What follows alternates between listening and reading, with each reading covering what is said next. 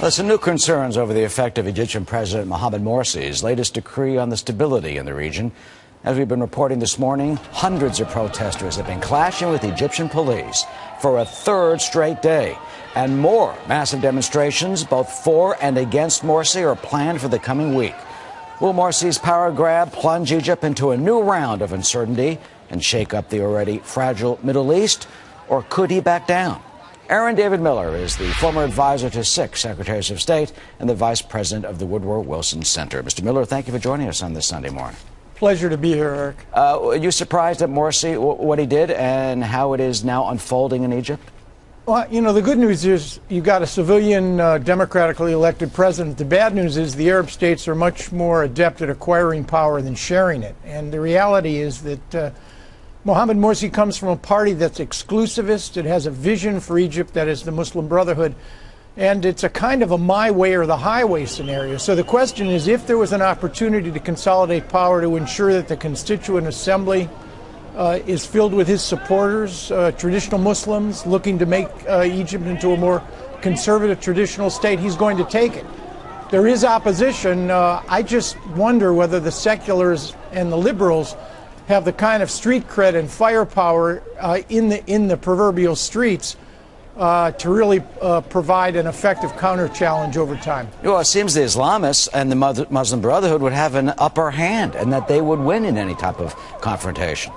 Well, I think that's certainly the way it's played out over the last year or so. But remember, you've got the military waiting very uneasily in the wings. Its credibility is on the line because at the end of the day, it is the military that is still the most powerful force in the country and charged with securing and consolidating its stability. Eric, I think we have to realize this is a very long movie. You know, since 1950, only 22 countries in the world have maintained their democratic character continuously. So getting into this democratic club is something that's easily promised, but not that easily attained. And Egypt is a long way from that. Yeah, well, what do you think the administration should do? I mean, they did not support Mubarak. Have we just replaced one dictator basically with another? It's an interesting thought. You know, we're caught in the anomalous position. Within the last week, Mohamed Morsi became Barack Obama's new best friend. The president talked to him 6 times. Morsi did extraordinary work in securing this ceasefire, which probably will last in Gaza, between Israel and Hamas. So I think the real risk here is that we, the United States, will, in some respects, do the same thing we did with Mubarak. We will allow centralization of control, abuse of human rights in Egypt, if, in fact, the Egyptians play ball on interests that we have, including the peace process. That's the deal we made with Mubarak, and I think we're in danger, frankly, of acquiescing to that deal with Morsi, too. And what happens if we acquiesce? I mean, you just mentioned President Obama, New York Times, saying that the president told aides, quote, he was impressed with the Egypt leader's pragmatic confidence. He sensed an engineer's precision with surprisingly little ideology, and the president called Morsi a straight shooter. Is that a correct assessment, or do you think a misjudgment? Well, I think we can't confuse Morsi's long-term objectives, which is the consolidation of control, and essentially making the Ikhwan, the Muslim Brotherhood, the key political force in the country, with his tactics.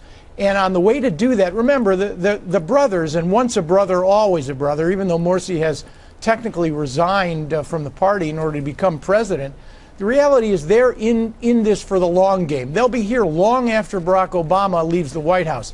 So we have to be careful here. We have to uphold our values as well as our national interests. And that's going to, I think, present a challenge that was tough for the last administration to walk, George W. Bush, and it's going to be tough for this one to walk as well. You know, and Aaron, finally, you know, when they say Egypt goes Islamist, I mean, just it's like that domino effect, and the whole region is going to go completely Islamist and fall into with Iran and Egypt and Israel, big trouble for Israel. What's your prediction? Well, Iran's a different story. I mean, I don't think you're in danger of creating a little Tehran on the Nile, but the reality is this is not an Arab Spring. Let's be clear. It's an Islamist Spring. When fair and free elections are held in this part of the world, it is the most ideological, the most well-organized, the most committed parties that actually do the best. That happened in Palestine, it happened in Lebanon, it happened in Iraq. and it's happening in Egypt. We just have to figure out a way to keep Morsi, using what pressure and incentives and disincentives we have, pushing toward a transparent, pluralist form of government. But I have to tell you, Eric, it's really going to be tough. Yeah, and we're going to have a troubling week, sadly, with all these demonstrations this next week. Aaron David Miller, Woodrow Wilson Center, thank you so much for joining us this morning. Thanks, Eric.